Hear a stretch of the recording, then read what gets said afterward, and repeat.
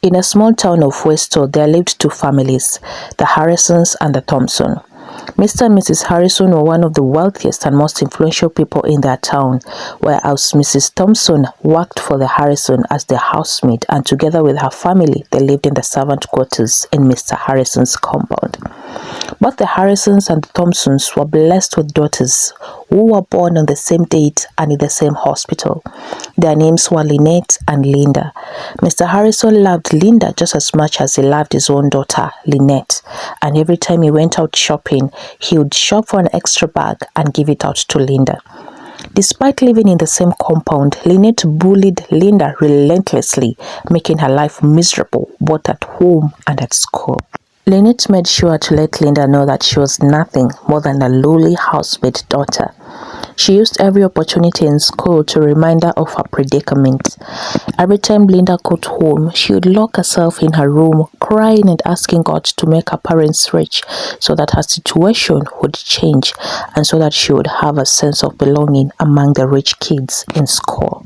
One fateful day, Lynette collapsed in the living room and her parents quickly rushed her to the hospital, only for the doctors to diagnose her with severe anemia and dehydration.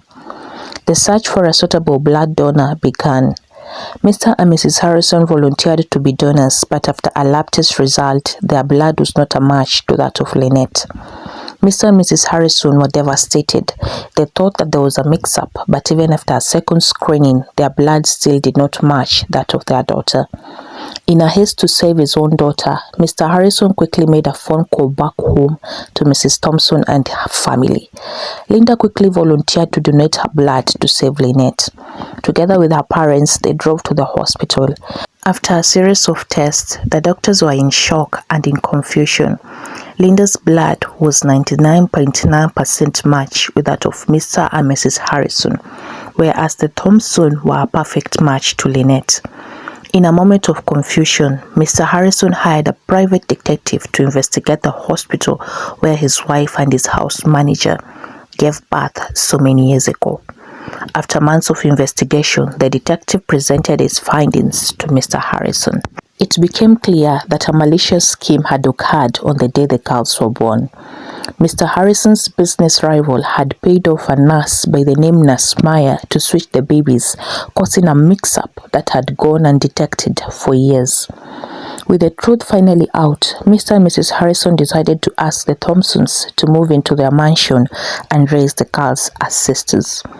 They then made sure Nurse Maya and Mr. Samuel were put behind bars to pay for what they had done. Lynette and Linda were more shocked.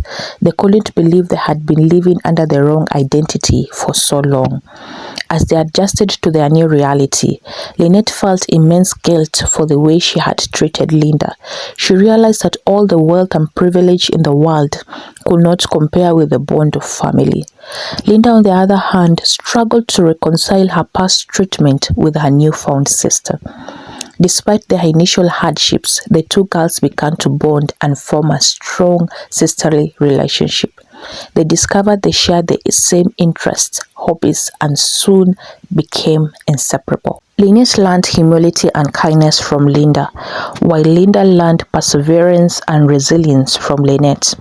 Together they navigated the complexity of their new family dynamic and eventually grew to love each other as true sisters. The Thompsons and the Harrisons became a modern-day example of blended family where love and forgiveness triumphed over deceit and betrayal. In the end, Lynette and Linda realized that they were truly blessed to have each other and their loving family by their side. As they watched the sunset from the balcony of their mansion, they knew that no amount of money could ever replace the bond they shared as sisters. The end. If you've enjoyed this story this far, please do not leave without giving it a like, subscribe, and share. Please consider leaving a comment on the comment section telling me whether you enjoyed the story and telling me whatever city or country you're watching me from for me to give you a shout out on the next episode of Wonder Tales by Julian.